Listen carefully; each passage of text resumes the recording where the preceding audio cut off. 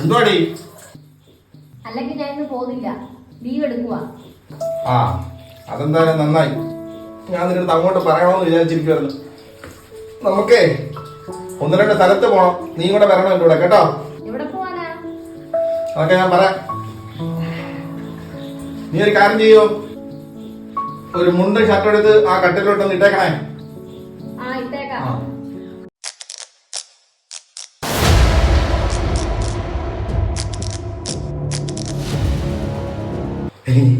നിർത്തിയോ?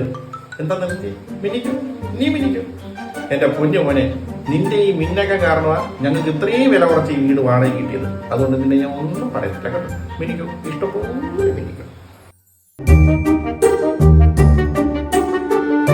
ഓ, ആ മുണ്ടൻ ഷർട്ട് എടുത്തിടാൻ പറഞ്ഞിട്ട് അവിടെ ഇട്ടില്ലേ?